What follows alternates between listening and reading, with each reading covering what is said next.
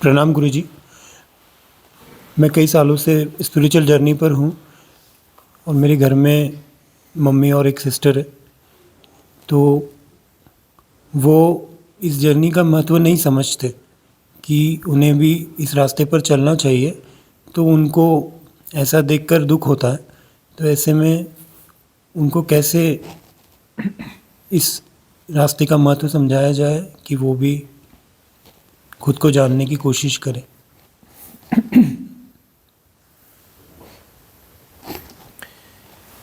Psychology को समझना बहुत ज़रूरी है।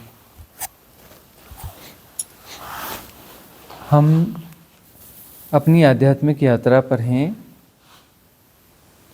अपनी यात्रा अभी शुरुआत हुई है।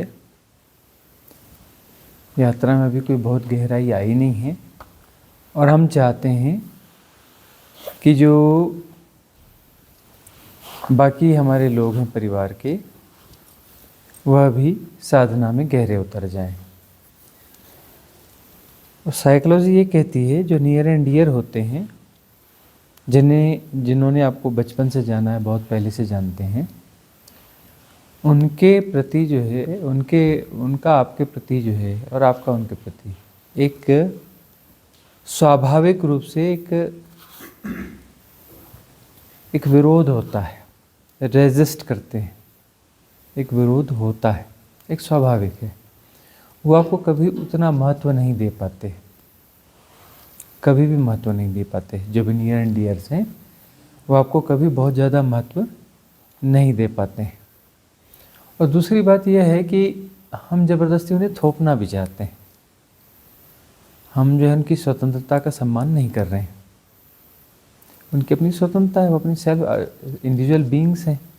नदी नाव संजोग है। नदी नाव संजोग में वो माता पिता भाई बहन कुछ बन गए। सब नदी नाव संजोग है। कौन किसकी माँ है, कौन किसका पिता है, कौन किसका भाई है, कौन किसका कौन किसका रिश्तेदार है। कोई किसी का रिश्तेदार नहीं होता है ना। हर सोल अपनी यात्रा पे निकली है। नदी नाव संजोग है, संबंध बन गए, लेकिन मोहग्रस्तता हो जाती है। उस मोहग्रस्तता में हम अपनी चीज़ें उन पर थोपना चाहते हैं और यहाँ बहुत सारी दिक्कतें पैदा होती है कि हम अपनी चीज़ें थोपना चाहते हैं दूसरों पर। तो ये है बुद्ध को वैराग्य बोध हुआ, महावीर को वैराग्य बोध हुआ। क्या उन्होंने थोपा? नहीं थोपा ना। उन्हें समझ में आया कि मैं जहाँ पर हूँ यहाँ पर इनको समझाने से, बोलने से कोई बात बनने वाली है नहीं। और क्यों ज़बरदस्ती समझाया जाए किसी को? ज़बरदस्ती किसी को क्यों समझाया जाए, क्यों थोपा जाए? उन्होंने चुपचाप अपनी राह अलग कर ली। हमें कई लोग कहते हैं कि आपने अपना परिवार क्यों छोड़ दिया? हमने छोड़ क्या दिया? छूट गया। था ही नहीं कुछ ऐसा कि वहाँ पर अपना रहा जाए। कुछ ऐसी स्थिति समझ में ही नहीं आती थी। वो अलग राह के राही, हम अलग राह के राही। वो हमें सुधारना चाहते थे और हमारा कोई लेना देना नहीं था कि वो कैसे रहते, क्यों रहते, क्या करते हैं। उनका अपना मामला है, अपनी यात्रा है। हमें क्या लेना देना है उनसे? अपनी स्वतंत्रता में वो जीते रहे। लेकिन वो हमें डिस्टर्ब करते थे थोड़ा, और डिस्टर्ब करते थे। हमने कहा ठीक है, निकल लो। हम जो है निकल लिए, अलग हो गए। कोई लायबिलिटीज़ तो थी नहीं। हमारी कोई लायबिलिटीज़ तो हमने क्रिएट ही नहीं करी। जब लायबिलिटीज़ हमने क्रिएट ही नहीं करी तो पीछे कुछ झंझट तो बचता नहीं है। तो ये जो है एक साइकोलॉजी है कि हम ज़बरदस्ती थोपना चाहते हैं अपनी चीज़ों को। उस थोपने के पीछे एक और बात है ना। हम जो कोई चीज़ किसी को थोपना चाहते हैं तो फिर एक हमारा जो सुपीरियरिटी कॉम्प्लेक्स होता है हमारे भीतर, तभी हम थोपते हैं कि हम कुछ विशिष्ट हैं, हम कुछ स्पेशल हैं, है ना। और हम कुछ ज़्यादा कुछ जानते हैं, अच्छा जानते हैं। और यह तुम भी जानो, तुम्हें नहीं पता, मुझे पता है, तो मुझे फॉलो करो। कि तुम में तो क्वालिटी है नहीं, मुझ में क्वालिटी है तो मुझको देखो और मुझसे सीखो। और जहाँ सुपीरियरिटी कॉम्प्लेक्स होता है वो इस बात का परिचायक है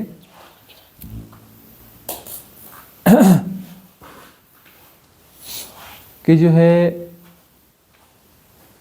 अभी बात गहरी गई नहीं है। सुपीरियरिटी कॉम्प्लेक्स का मतलब है आध्यात्म में अभी गहराई आई नहीं है। आध्यात्म में गहराई आएगी तो सुपीरियरिटी कॉम्प्लेक्स नहीं होगा, और ना ही दूसरे को बदलने की चाह होगी, दूसरे का सम्मान होगा। जैसा है, नहीं एडजस्ट हो सकते, अपनी राह अलग कर लो। उसमें लड़ना झगड़ना क्यों है, उलझना क्यों है, उनको बदलना क्यों है? क्यों बदलना है? हाँ, सहजता से चल रहा है तो बात अलग है। यदि सहजता से चल रहा है तो चलने दो। पहली बात तो यह कि अपनी साधना जो है वो साधना अपनी छुपा के भी की जाती है। अपनी साधना को स्पष्ट किया नहीं जाता है। साधना को जैसे आप स्पष्ट करेंगे प्रतिरोध बनना चालू हो जाएगा।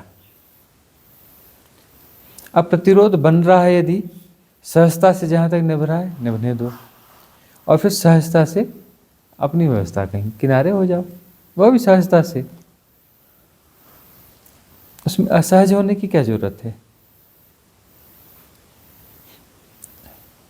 अब यहाँ पर यह है कि इनकी स्थिति ऐसी है कि परिवार वालों की तरफ से कोई बहुत दिक्कत नहीं होगी, लेकिन ये परिवार वालों को सुधारना चाहते हैं, है ना। वो गड़बड़ लोग हैं, है ना, उनका जीवन गड़बड़ है, धर्म की समझ नहीं है, गए गुजरे लोग हैं, है ना। फिर महान आत्मा, तो महान आत्मा जो है वो उन्हें सुधारना चाहती है, निम्न आत्माओं को, और निम्न आत्माएं समझना नहीं चाहती, है ना।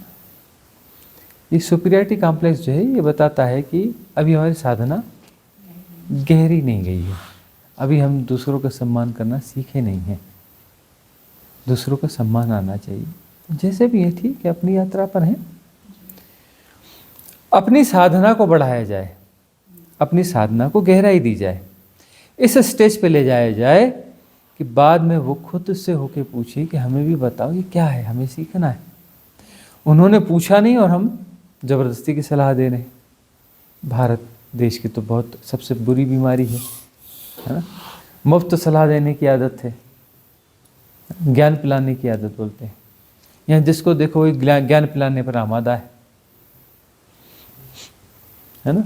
अभी आप जो है यहाँ जा कर के जंगलों में जाके बैठ जाइए, हम सड़क किनारे जाके उधर जंगल में सड़क किनारे जाके बैठ जाते हैं ना, तो गांव के कुछ लोग आ जाते हैं लड़के दारू पिए हुए और ज्ञान पिलाना चालू कर देते हैं, ऐसा नहीं करना चाहिए, वैसा करना चाहिए, ऐसा क्यों करते हो, है ना। ज्ञान पिलाने आ जाते हैं ना। यह सब परम ज्ञानियों का देश है ये। यहाँ पर हर कोई परम ज्ञानी है, ज्ञान पिलाते रहता है, सबको ज्ञान पिलाता है। मुफ्त में सलाहें दी जाती है, ज़रूरत से ज़्यादा सलाहें दी जाती है। सबसे ज़्यादा दी जाने वाली चीज़ भारत में सलाह, और सबसे कम ली जाने वाली चीज़ है सलाह। सबसे ज़्यादा दी जाती है और सबसे कम ली जाती है। देते तो सब, लेता कोई नहीं है। किसी को सलाह दे दो, 1000 लोगों को दो, कोई भी नहीं लेगा। तुम दे सकते हो सलाह, लेता कोई नहीं, ग्रहण कोई नहीं करता। ये है औपचारिकता के नाते, चलो ठीक है, बुरा मान जाएगा तो कुछ रहने दो, न बोलो, मानता कोई नहीं है। वह हम हो जाता है कि हमारे पीछे शायद सुना है इसने तो मानेगा, मानता कोई नहीं है। बोलता है ठीक है, झेल लो भाई, झेल लो, थोड़ी देर में बोल के चला जाएगा। तो भारत देश में सबसे ज़्यादा दी जाने वाली चीज़ सलाह है, और सबसे कम ली जाने वाली चीज़ भी सलाह है। और ये सलाह देना जो है ये हमारे साइकोलॉजिकल स्टेटस को बताता है कि हमें कुछ भ्रांति हो गई है। जो ज़बरदस्ती सलाह देता है उसे ज्ञान होने की भ्रांति हो गई है, उसे ये लगता है कि हम ज्ञानी हैं, है ना। अब भ्रांति हो गई है, और वो भ्रांति जो है उसी का नुकसान कर रही है जिसको भ्रांति हो गई है। दुनिया को सुधारने की कोशिश नहीं करना चाहिए। ये दुनिया जो इतनी गड़बड़ है ना, समाज सुधारकों के कारण है। लोग इस दुनिया को सुधारना चाहते हैं, इसलिए तो इतनी गड़बड़ दुनिया है। लोग दुनिया को सुधारना छोड़ दें तो दुनिया तो एक नंबर की हो जाएगी, मस्त हो जाएगी। दुनिया की सारी गड़बड़ी इसलिए कि लोग यहाँ पे समाज सुधारक भरे पड़े हुए हैं। इतने समाज सुधारक हो गए इस देश में, दुनिया में, पूरी दुनिया को बर्बाद होना पड़ गया। करने वाले सब बिगाड़ देते हैं, बिना किए सब ठीक हो जाता है।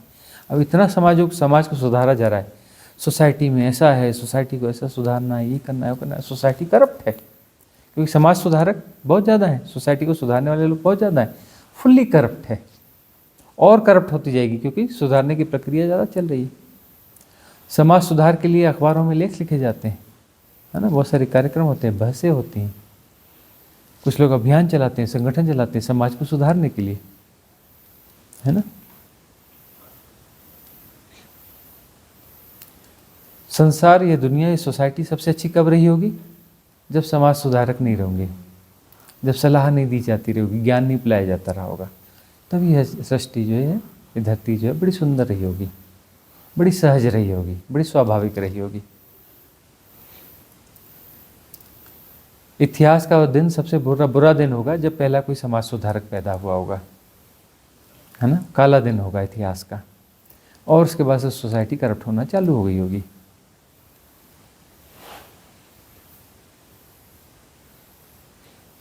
ये बात है ना, लाओ त्से ने इस पे बड़ी गहरी बातें कही है। धर्म कब पैदा हुआ? ये जो धर्म की प्रक्रियाएं कब पैदा हुई? जब धर्म खत्म हो गया तभी तो पैदा हुई।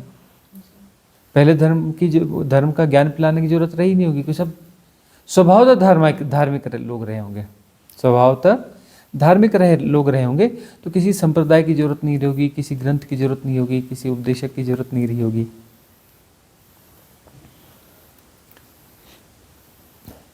अब जो है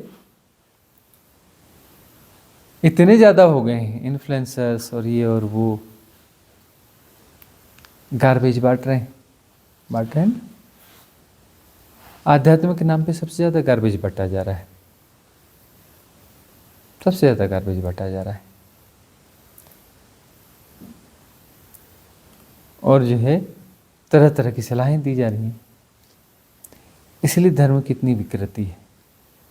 विकृति का कारण ही यही है। अगला प्रश्न आपका है। प्रणाम गुरुजी। मैंने आपके प्रवचन में सुना था एक बार कि शिव जी के बारे में, जो हम पार्वती माता, गणेश भगवान, शिव जी के बारे में जो बात करते हैं, आपने एक और शिव जी के बारे में बात किए थे। ये कंसेप्ट मेरे को क्लियर नहीं हुआ, समझ में नहीं आया ये चीज़ें। देखिए, शिव जो है एक उपाधि है, राम एक उपाधि है, जनक एक उपाधि है ना। वो जैसे जार्ज नहीं सुना, जार्ज पंचम, उसके सिक्के नहीं चलते, जार्ज पंचम, जार्ज षष्ठम, है ना। तो ऐसे ही जो है अपना ये उपाधियां रही हैं पहले की, शिव, है ना। इनके नाम सबके अलग अलग रहे होंगे, अब नाम पता नहीं चल पाते। राम अलग अलग नाम रहे होंगे, है ना, जमदग्नि राम, परशुराम, है ना, अलग अलग किस्म के राम हुए। तो ये जो है अभी जो ज़्यादा चर्चा हम सुनते हैं वो दशरथ पुत्र राम की सुनते हैं। दशरथ पुत्र राम, उनकी हम ज़्यादा सुनते हैं। तो राम एक उपाधि रही है, वैसे शिव एक उपाधि रही है। तो शिव बहुत सारे हुए हैं। तो जिस शिव की सबसे ज़्यादा चर्चा होती है वह शिव है कौन से? जो कैलाश के वासी हम कहते हैं ना, तिब्बत के तिब्बतियन। वो तिब्बतियन ट्राइब्स थे, आदिवासी के, वहाँ के कबीले के सरदार थे। और बाद में तिब्बत से माइग्रेट होकर के वो कहाँ शिफ्ट हो गए थे? उत्तराखंड में। फिर उत्तराखंड के में रहते हुए फिर उन्होंने फिर बाकी भारत का सारा भ्रमण वगैरह किया। और उन शिव ने जो देशनाएं दी हैं आध्यात्म की, वो सर्वाधिक हमारे लिए जो है उच्च देशनाएं हैं। सबसे ऊंची देशनाएं हमारे लिए वो मानी जाती हैं। तो उनका जो है नाम ज़्यादा है, उनका नाम ज़्यादा है। उनके जो ग्रंथ हैं, एक शिव सूत्र है और तंत्र सूत्र है, विज्ञान भैरव तंत्र, विज्ञान भैरव तंत्र बोलते हैं ना। तो विज्ञान भैरव तंत्र है, शिव सूत्र है, ये उनके प्रमुख हैं। माता पार्वती के साथ जो उन्होंने अमरनाथ में संवाद किया था वह शिव सूत्र है ना? तो यह जो एक उपाधि है और हर समय में अपने अपने शिव होते रहे। तो अब इसमें अब कितने शिव हुए, कहाँ हुए, कैसे हुए, वो जाएंगे तो बड़ी लंबी चर्चाएं हैं। और ऐसा नहीं कि वो भारत में ही हुए हों, मेसोपोटामिया में भी हुए, तो इधर भी हुए, तो उधर भी हुए। पुराने समय में अलग अलग ऐसे शिव हुए हैं। जैसे तीर्थंकर हैं, तो तीर्थंकर जो है वो कितने हुए, 24 हुए ना। लेकिन इसमें भी जो आदि तीर्थंकर हैं, आदिनाथ, इन्हीं को ही कहा जाता है।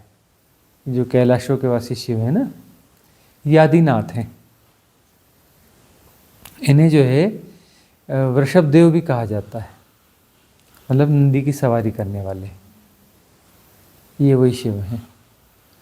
ये शिव जो है, इनकी देशना पूरी दुनिया में चली और इन्होंने जो यिन यांग की अवधारणा जो है ना, उस पर काफ़ी ज़्यादा प्रकाश डाला। और जो विज्ञान भैरव तंत्र की जो उन्होंने 112-113 विधियां दी ध्यान की। इनकी महिमा का बखान अभी वहाँ मक्का मदीना के जो शिलालेख मिले हैं, वहाँ पर भी इनकी महिमा का बखान है। और वहाँ पर पहले एक टेम्पल था, बहुत बड़ा टेम्पल था, जहाँ पे वो है ना, जहाँ हज किया जाता है।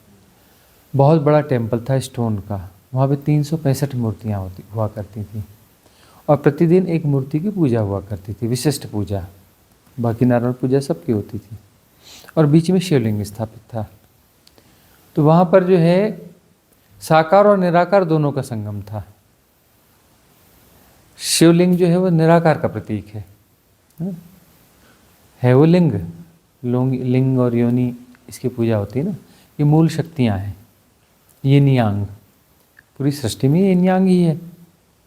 उस मिस्ट्री को उन्होंने बहुत डीप जा करके खोला था। तो जो है उस मंदिर को तोड़ दिया गया और वहाँ पर जो है शिवलिंग को बचा लिया गया। जैसे अभी वहाँ का क्या पवित्र पत्थर कहा जाता है ना। तो सबसे पहले जो है वह चीज़ अपना खो सी गई थी, तो उसको वापस जो है जिन्होंने पहचाना वो है गुरु नानक देव। गुरु नानक देव जब हज की यात्रा पर गए थे, तब उन्होंने देखा, तब उन्होंने पहली बार रिकॉग्नाइज किया कि अरे ये तो शिवलिंग है, यह तो शिवलिंग है। और वहाँ से वह बातचीत चालू हुई और आगे बढ़ी और तब जो है स्पष्ट हुआ कि शिवलिंग है। फिर वह वहाँ के फिर बाकी स्टोन्स मिले, कुछ कुछ ऐसे चीज़ें शिलालेख मिली हैं। तो वहाँ पर जो है एक बहुत बड़ा मंदिर था जहाँ पर 365 मूर्तियाँ हुआ करती थीं। हर दिन का एक अधिष्ठाता देव हुआ करता था और उस समय उन्हें पता था कि 365 दिन में एक चक्कर लगाती है धरती सूरज के। तो उस हिसाब से जो है तो 365 दिन मतलब 365 बार जब अपनी घूर्णन गति करती है, तब एक अक्षीय गति कंप्लीट हो जाती है। तो उस आधार पर 365 मूर्तियों का वह मंदिर था, उसे तोड़ दिया गया था।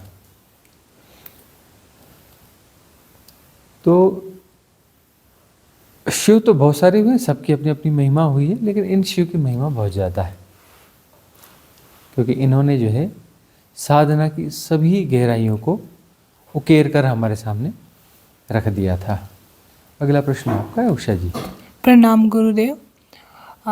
गुरुजी, जैसे साधक की जब साधना में थोड़ी भी गति होती है तो वो उसके दिमाग में कुछ चीज़ें ऐसी आती हैं जो वो चाहता है और उसके चाहने से भर से वो पूरी हो जाती हैं। कुछ थॉट आया, कोई इच्छा हुई और वो इच्छा पूरी हो जाती है, बोलने की ज़रूरत भी नहीं पड़ती। तो ऐसे में साधक के अंदर अहंकार की संभावना रहती है, तो उससे वो देख पाता है कि ऐसा आ सकता है, तो उससे कैसे बचें या कैसे आगे? पहली बात तो यह है कि साधना करने पर भीतर जो है शक्तियाँ जागृत होती हैं, सिद्धियाँ जागृत होती हैं और उन सिद्धियों के दुरुपयोग की संभावना तो होती होती, जिसको भी सिद्धि मिलती है वो जनरली इसका दुरुपयोग करता ही करता है। जनरली अपवाद बहुत मुश्किल देखे गए हैं, बाकी सभी उसमें फिर उस एक नए माया जाल में फंस जाते हैं। अब जो शक्ति जागी है, ऊर्जा जो है अलाइनमेंट में आई है, अलाइनमेंट में आई है तो उसकी क्षमता बढ़ गई, वहीं से मैनिफेस्टेशन होता है ना, मैनिफेस्टेशन हो जाता है। और वहाँ पर यदि मैनिफेस्टेशन न किया जाए, सिद्धियों का उपयोग न किया जाए, तो ऊर्जा जो है उधर बहेगी नहीं, और वह ऊर्जा ब्रह्मरंध्र में जाकर के ब्रह्मरंध्र को खोल देगी और आत्मज्ञान हो जाएगा। लेकिन वो सिद्धियों में के चक्कर में फंस गए हैं, तो फिर वो जो है वो गोल गोल चक्कर है और ख़तरनाक चक्कर है। मतलब उनकी मुक्ति की संभावना खत्म हो जाती है। जो सिद्धियों में पड़ जाते हैं उनकी मुक्ति नहीं होती है, उनको फिर यहीं इसी जाल में फंसे रहना पड़ता है। और यह जो फिर सिद्धियों की आकांक्षा उनके कई और जन्म करवाती है, उनको बार बार स्कूल का बस्ता उठाना पड़ता है, A for apple B for bye करना पड़ता है। नहीं तो आत्मज्ञानों की संख्या तो काफ़ी होती है, इतनी कम क्यों होती है आत्मज्ञानियों की संख्या? इतनी बड़ी आबादी है और उसमें आत्मज्ञानियों की संख्या इतनी कम क्यों होती है? क्योंकि सिद्धियों के चक्कर में फंस जाते हैं तो आत्मज्ञान तो होने की संभावना खत्म हो जाती है। बहुत सारे लोग सिद्धियों में फंस जाते हैं, तो रेयर वन होता है जो सिद्धियों के चक्कर में नहीं पड़ता, और वह ऊर्जा जो है ब्रह्मरंध्र को खोल देती है। ब्रह्मरंध्र खुलना जरूरी है, ब्रह्मरंध्र नहीं खुला, ऊर्जा ऊपर उठ गई है, तो सिद्धियाँ बनेगी। वह ऊर्जा जो है सिद्धियों को मिल जाएगी। ठीक है ना। हमारे अंदर जो है ऐसी अलग अलग 8 प्रकार की सिद्धियाँ, अष्ट सिद्धियाँ बोलते हैं ना, 8 प्रकार के मन जो है आलम्बन लेता है, तो उन सारे आलम्बनों को जो है ताकत मिल जाएगी। तो फिर जिसको ज़्यादा ताकत मिलेगी वो ज़्यादा शक्तिशाली हो जाएगी वो सिद्धि। किसी को कोई पर्टिकुलर सिद्धि होती है ना, तो जिस तरफ उसका रुझान ज़्यादा रहता है, उसके मेंटल पैटर्न्स ज़्यादा रहते हैं, तो वाली सिद्धि जो है उसकी जागृत हो जाती है। सिद्धि जागृत होगी मतलब अब जो है सिद्धि की जागृति होगी और उसकी जागृति समाप्त हो गई। अब उसका जागना खत्म हो गया। वह जाग सकता था, एनलाइटेंड हो सकता था, वो संभावना अब समाप्त हो गई। अब जो है उसकी मुक्ति की संभावना नगण्य हो गई, नहीं के बराबर हो गई। तो इससे कैसे बचा जाए? ये बस यही होश की जरूरत पड़ती है। अब वो जो पहले से ही, इसलिए कहते हैं ना सत्संग सदगुरु की शरण, तो वो आगाह करते रहते हैं सदगुरु की, सिद्धियों के चक्कर में पड़ना नहीं, किसी भी सिद्धियों के चक्कर में पड़ना नहीं। पड़ोगे तो फिर जो है ये मान के चलो कि हीरा मिलना था और तुम लोहे के टुकड़े में फंस गए। लोहे के टुकड़े को सब मान लिया और संभावना थी कि हीरा मिल जाए, फंस गए सो फंस गए तो जन्म व्यर्थ जाएगा। सिद्धियों से बाहर आना मुश्किल होता है। हमने देखा कि ऐसे सिद्धियां जिनको आ जाती हैं वो तरह तरह के चमत्कार भी करते हैं, तो फिर मैनिफेस्टेशन चमत्कार भी करने लगते हैं। उनकी सिद्धियां जो है टिकती नहीं है। हमने बचपन से वाच किया, बहुत सारे ऐसे लोग जो हैं जिन्हें सिद्धियां थी, हम उनके संग साथ में रह करके देखा। हमारे हाथ में भी सिद्धियाँ आई थी, वो तो बहुत छोटी उम्र थी हमारी, तो 5 साल की उम्र बामुश्किल रही होगी जब सिद्धियाँ आई थी। लेकिन जो है उस समय होश आ गया था कि इसका दुरुपयोग नहीं करना चाहिए। कुछ दिनों तक हमने उपयोग किया, लेकिन जो है एकांत में किया। एकांत में करने के कारण अपना जो है कोई प्रदर्शन की कामना नहीं हुई, अहंकार नहीं हुआ, कुछ अपना विकार बन नहीं पाया, और तब उतने में ही समझ भी आ गई कि इस चक्कर में बिल्कुल नहीं पड़ना है, इन चीज़ों का प्रयोग करना ही नहीं है। वह जैसी वो बात आई तो वह चीज़ छूट गई, फिर अपने प्रयोग छोड़ दिए तो फिर जो है उसके बाद सहज हो गए हम, नहीं तो फिर वो मुश्किल हो जानी थी। और ये साधकों को सिद्धियां मिल जाती हैं, कुछ भी कर सकते हैं ऐसे सिद्धियों के माध्यम से, बहुत सारी चीज़ें की जा सकती हैं।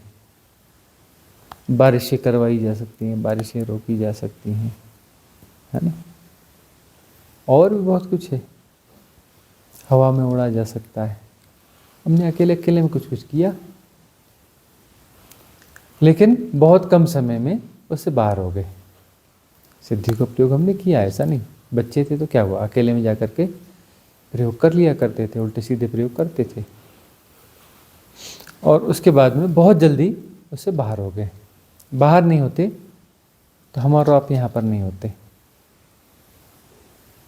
हम कहते हैं ना, बहुत सारे ऐसे लोगों को बाद में भी हमने वाच किया, सिद्धियों के कारण उन्होंने जो है बड़ा, उनके पास भीड़ भाड़ हुई, उनका नाम यश प्रतिष्ठा हुई, धन इकट्ठा कर लिया उन्होंने, और सिद्धियाँ उनकी चली गई। क्योंकि सिद्धि जो है एक शक्ति है, और शक्ति जो है वह खर्च होती है, ठीक है ना, उसकी कोई लिमिट होती है, अनलिमिटेड नहीं होती है। तो सिद्धियों के माध्यम से जो शक्तियाँ मिलती हैं कुछ दिनों तक एक्टिवेट रहती हैं, और उसके बाद फिर वो ख़त्म हो जाती हैं, क्षण होने लगती हैं, क्षण होकर समाप्त हो जाती हैं। फिर उसके बाद वो व्यक्ति फ्रस्ट्रेशन में चला जाता है, उन सिद्धियों को फिर से प्राप्त करने की कोशिश करता है, मिलती नहीं है, और जो उसने जो अपना काम धंधा चला रखा था सिद्धियों के माध्यम से, वो काम धंधे जो है फिर अपना बैठने लगते हैं, लेकिन वह झूठ झमास कुछ भी करके उसको चालू रखने की कोशिश करता है। इस प्रकार से ये चीज़ें चलती हैं। अच्छे काम के लिए भी करते हैं तो भी इसमें अहंकार आ जाता है। हाँ, जैसे वो जंगल के गाँव में जो है ना, थोड़ा जो नेचर के बीच में रहते हैं, जो स्कूल नहीं पढ़ते हैं, उनको सिद्धियाँ ज़्यादा आती हैं, और जो पढ़ने लिखने वाले हैं उनको सिद्धियाँ बहुत रेयरली आती, नहीं आ पाती। जो पढ़ते लिखते नहीं हैं, गांव देहात के लोग रहते हैं ना, ये बस्तर में जाएंगे, मुड़िया मारिया अबुझ माड़िया इधर उधर, अभी बहुत लोगों को सिद्धियाँ मिलेंगी। पहले के समय में तो सिद्धि बिल्कुल कॉमन रही है। देहात आदिवासियों के बीच में जहाँ हम रहे हैं, तो वहाँ पर जो है लोगों के पास सिद्धियाँ ऐसे हुआ करती थी। तो उनकी सिद्धियाँ, हमारे पास भी थी सिद्धियाँ, और हाँ वो तो चली गई, लेकिन दूसरों की सिद्धियाँ थी तो उनको भी हम देखते समझते रहते थे। हमारी मित्र मंडली में बहुत लोग थे ऐसे जिनके पास सिद्धियाँ थी। तो उन सिद्धियों का हमने उन्हें दुरुपयोग करते हुए देखा। हम टोक भी देते थे, लेकिन अब वो तो खैर रुकने वाली चीज़ है नहीं।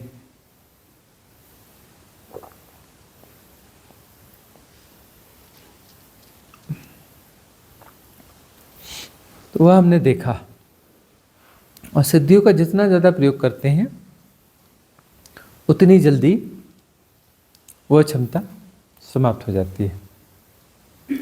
ये कोई स्थायी क्षमता नहीं है, टिकने वाली चीज़ नहीं है, कोई भी शक्ति हो। कुंडलिनी जागरण होता है, तो कुंडलिनी जागरण, कोई सोचे कि उस कुंडलिनी जागरण हो गया, अब तो वो शक्ति मिल गई, अब तो जिंदगी भर आराम से खर्च करते रहो। वह एक पीक आती है, और पीक के बाद में ढलान होने लगती है, धीरे धीरे धीरे। वह समय होता है कि आपके पास ऊर्जाएं बहुतेरी हैं। कुंडलिनी जागरण के बाद में आपके पास अब बहुत सारी क्षमताएं आ गई, मतलब ऊर्जा बहुत आ गई। उस ऊर्जा का प्रयोग आप कहाँ कर रहे हो? साधना में कर रहे हो कि दूसरे कामों के लिए कर रहे हो, सिद्धियों के लिए कर रहे हो? तो जो है आप सिद्धियों के लिए प्रयोग कर सकते हैं। एक जादू मंत्र वाली सिद्धियाँ होती है, एक सिद्धियाँ होती है पद प्रतिष्ठा वाली, उसका प्रयोग करके आप पद प्रतिष्ठा पा सकते हो, धन पा सकते हो, है ना। तो जो अष्टांग सिद्धियाँ हैं, सारी सिद्धियाँ प्राप्त की जा सकती हैं कुंडलिनी जागरण के बाद तो बहुत आसानी से। इसीलिए कुंडलिनी जागरण के बाद में आत्मज्ञान होगा ही ऐसा जरूरी नहीं है। कुंडलिनी जागरण के बाद में भटकाव भी हो सकता है। जो बहुत सारे लोग होते हैं ना, बोले नेगेटिव पावर हैं, बड़े ताकतवर हैं, बड़े नेगेटिव भी हैं, ताकतवर भी हैं और नेगेटिव भी। कुंडलिनी उनकी जागरण तो होगी, लेकिन क्लिनजिंग थी नहीं, विकार भीतर भरे हुए थे। तो ऊर्जा विकारों को जाके मिल जाएगी। वो ऊर्जा किसको मिल जाएगी? विकारों को जाके मिल जाएगी। अब वो विकार जो है उसे ऑपरेट करते रहेंगे, वह हावी हो जाएंगे, और उस व्यक्ति की मुक्ति मुश्किल हो जाएगी, असंभव सी हो जाएगी। उसको जो है बहुत लंबे समय तक जा कर के उसको वापस क्लिनजिंग करना पड़ेगा। साधक को अपनी पात्रता आगे बढ़ने के लिए पात्रता कैसे विकसित करे? पात्रता विकसित करने का सबसे अच्छा उपाय होता है कि वैराग्य बोध कैसे जागेगा। चिंतन मनन की दिशा जो है ऐसी होनी चाहिए कि वैराग्य बोध कैसे जागेगा। जितना ज़्यादा वैराग्य बोध जागेगा उतना कम आप पोस्टपोनमेंट करोगे। आपका मन क्या है? पोस्टपोनमेंट की, स्थगन की एक प्रक्रिया है। आपका मन जो है ना, स्थगन की एक प्रक्रिया है।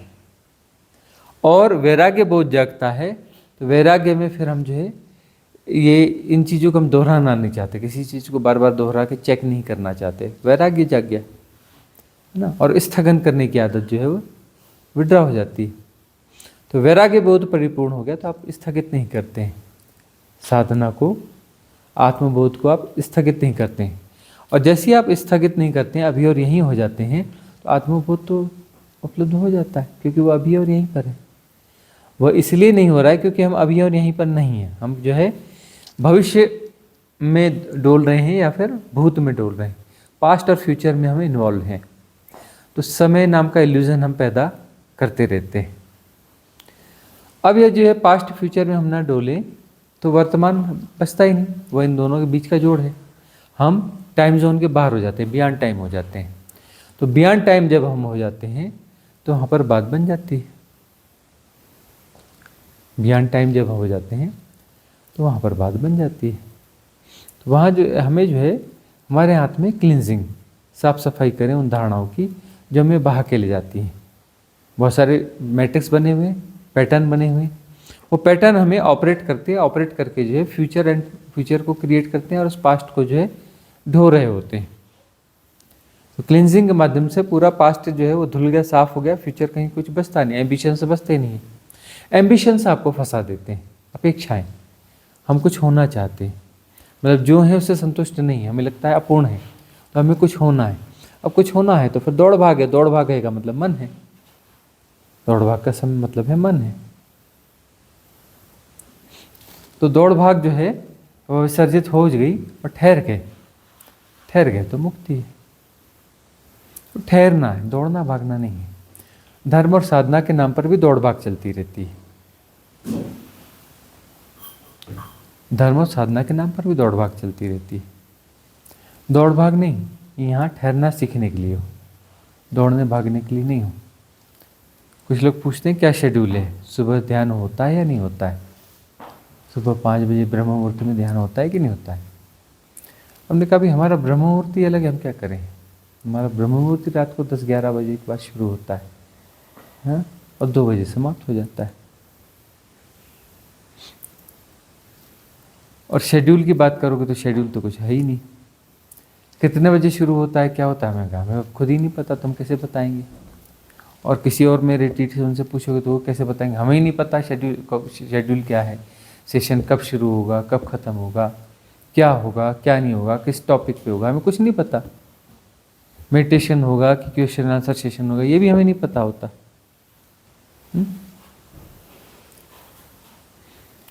तो जो है शेड्यूल्ड होके जीना, ये सब जो है मन, शेड्यूल होके जीना मतलब मन है, मन पुष्ट हो रहा है।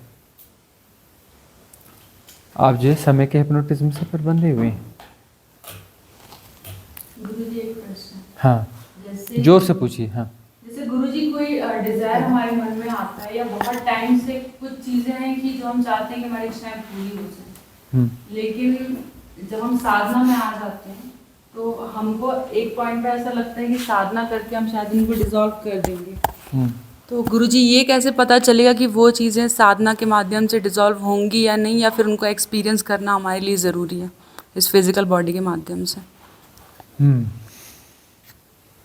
जो डिज़ायर्स हैं उठती रहती हैं, जी उठती रहती हैं, तो उनका निदान तो होना जरूरी है।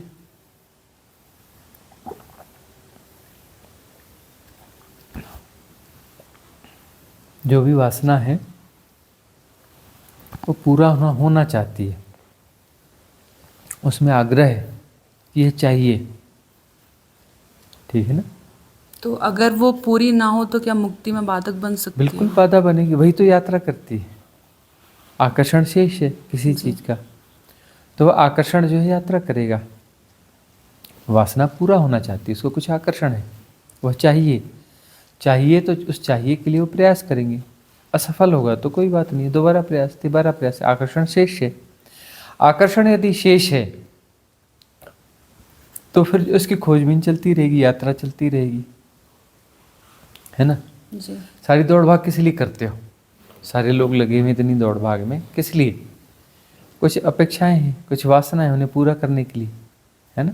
जी तो अब जो है यदि वो वासना पूरी तृप्त नहीं होगी तो फिर से जो है अगले जन्म का कारण बन जाएगी। कार्य कारण श्रृंखला वही है, अगले जन्म का कारण बन जाएगी। और मनुष्य कोई एक आकर्षण में नहीं जी रहा है, एक वासना में नहीं जी रहा है, उसकी हजार हजार वासनाएं हैं, है ना। और ये वासनाएं अभी की ऐसा नहीं है, पिछले जन्मों जन्मों की वासनाएं, उनको फिर से उन्हीं को पूरा करने के लिए तो जन्म लिया ना। नया शरीर क्यों ढूंढा कि वह चीज़ चाहिए तो किसके शरीर के माध्यम से चाहिए, शरीर के माध्यम से उसे भोगा जाएगा। तो भोगना तो है ही, भोगने के लिए जन्म लोगे तो अगले जन्म में क्यों भोग रहे हो, इसी जन्म में भोग लो ना। उसके लिए अगला जन्म लेने की क्या जरूरत है, इसी जन्म में भोगो। लेकिन गलती मत करना, तुमने इन वासनाओं को हजारों बार भोगा है, लाखों बार भोगा है, लेकिन बात बनी नहीं, कुछ गलती हो गई, कुछ जो है बेसिक गलती हो गई, तो वो वाली गलती इस बार नहीं करना। वो गलती क्या हो गई, होश नहीं था। गलती क्या हो गई, होश नहीं था। तो होश को बढ़ाना है।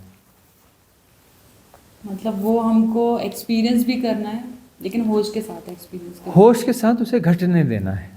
वासना तो कब तक घटेगी, है ना, वो तो खुद ऑपरेट हो रही।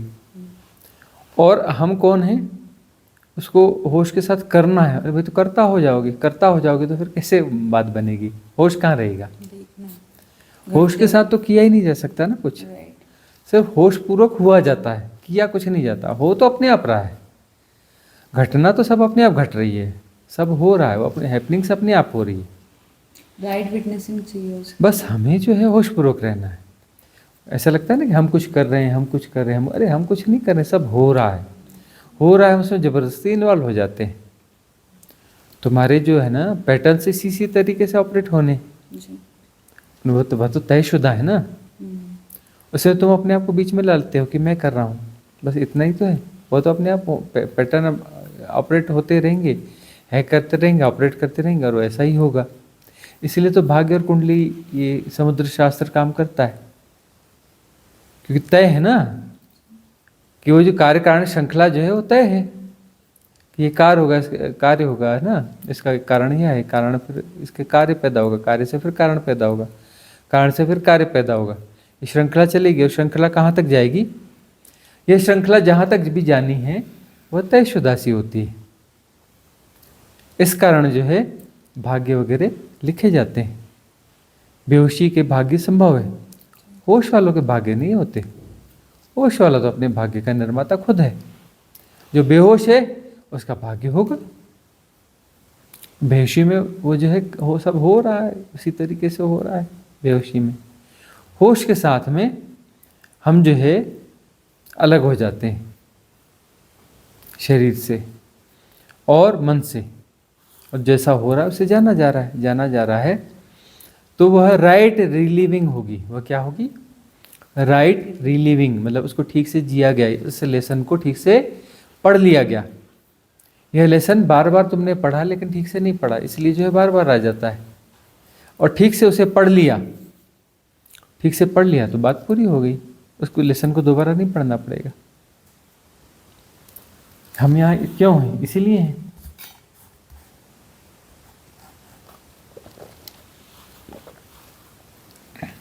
गुरुजी कई बार ऐसा लगता है ना कि ऐसे साधना जब हम कर रहे हैं तो लगता है कि हमारा कोई पैटर्न है कि जो डिसॉल्व हो रहा है, या ऐसा लगता है कि एकदम ये हो गया।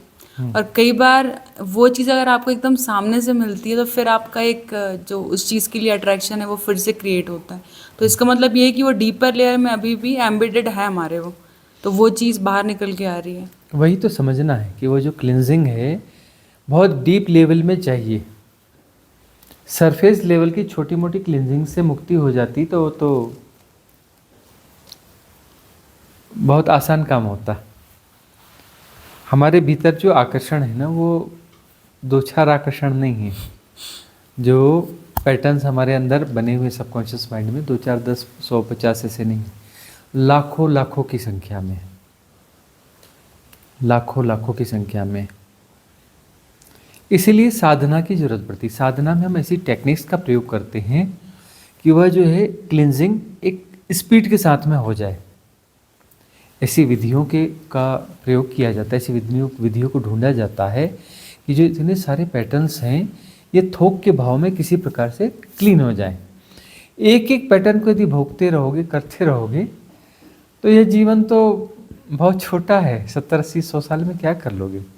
1 लाख साल में भी नहीं कर सकते। 1 लाख साल में चलो कुछ कर भी लिया, इधर नए बनाते भी चले जाओगे, पुराने मिटाते जाओगे, नए बनाते जाओगे, है ना? तो गुरुजी इसके लिए ये समझ जागृत होना बहुत ज़रूरी है कि कौन सा पैटर्न हमको इस तरीके से डिसॉल्व करना है, राइट? ये हमको समझ होनी चाहिए। इसकी बहुत समझ की, सिर्फ होश जो है अपने आप में कंप्लीट चीज़ है। सिर्फ होश होना चाहिए, जैसा का तैसा जाना जा रहा है। तो जैसा का तैसा जाना जा रहा है तो क्लिनजिंग होती जाएगी, राइट लिविंग होगी और क्लिनजिंग हो जाएगी। उसके बाद जो हमने विधियाँ दी हैं जी ना, विधियाँ दी है ना, कर्मा डिजॉल्विंग, मैट्रिक्स डिजॉल्विंग, ये बहुत सारी चीज़ें विधियाँ दी हुई है ना। शिवोहम ध्यान दिया है, 10 दिसंबर वाला ध्यान है, ये सब अपना मंगल कामना क्षमा याचना ध्यान है, ये सब क्लिनजिंग की विधियाँ हैं, जो फास्ट क्लिनजिंग की विधियाँ हैं, है ना। एक वो किया है कि जिसमें कहीं कोई इंडिकेशन नहीं है, शुद्धम पवित्रम आरोग्यम, मतलब क्या शुद्ध होगा, क्या पवित्र होगा, किसका आरोग्य होगा। आरोग्य का मतलब शरीर का आरोग्य नहीं, समस्त बीमारियां, है ना, परिपूर्ण आरोग्य की कामना की वो हो रही है। वो कामना नहीं कहेंगे से, परिपूर्ण आरोग्य को जो है उसका आह्वान हो रहा है, उसका आह्वान हो रहा है। तो वह जो है शुद्धि, मतलब परिपूर्ण शुद्धि की बात हो रही है, शुद्धम पवित्रम आरोग्यम। इसमें कोई आगे पीछे कुछ भी नहीं जोड़ा गया है ना, कोई वाक्य नहीं बनाया गया, कुछ नहीं बनाया गया, और उसमें पूरी वो परिपूर्णता आ गई और गहरी से गहरी सब बात आ गई उसमें, सारे वेदांतों के सार आ गए उसमें। शुद्धम पवित्रम आरोग्यम, शुद्धम शुद्धि हो जाएगी, पवित्रता घटित हो जाएगी, और वह आरोग्य है, फलता आरोग्य है ना। रोग क्या है, व्याधि क्या है, व्याधि को जानना चाहिए ना। व्याधि का क्या है, क्या है? तुम हो व्याधि, तुम व्याधि हो ना, तुम्हारा होना व्याधि है।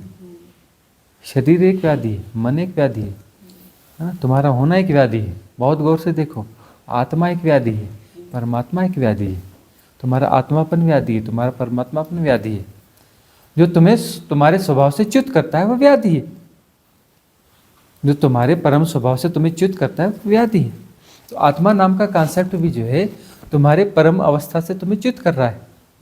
परमात्मा का नाम का कॉन्सेप्ट भी तुम्हारे जो अल्टीमेट डेस्टिनी है वहाँ से तुम्हें च्युत कर रहा है ना। जब ये सारी चीज़ें विदा हो जाएंगी तब वही रह जाता है तत्वमसि। क्या रह जाता है? तत्वमसि। और उसका कोई नाम नहीं, उसको इंगित किया जाता है तुरीय, है ना, द फोर्थ। उसको जो इस तरीके से कोशिश की जाती है इशारा करने की,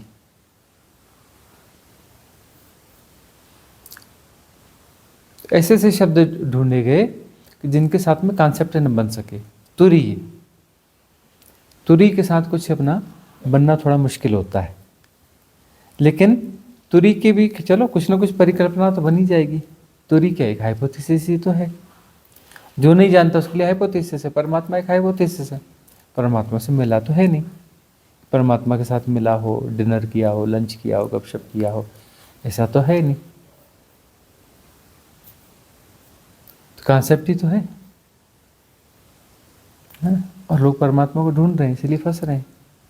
कहीं कोई परमात्मा मिलेगा, उसके साथ गपशप करेंगे, खाएंगे पिएंगे, हैं, टाइम पास करेंगे, हंसी मजाक करेंगे। अब ऐसे जो है, ऐसे परमात्मा को ढूंढा जा रहा है तो बात बनने वाली है नहीं। ये कॉन्सेप्ट उलझाने वाले कॉन्सेप्ट है, कॉन्सेप्ट उलझाने वाले कॉन्सेप्ट है, और उलझना हम चाहते हैं इसलिए उलझ रहे हैं।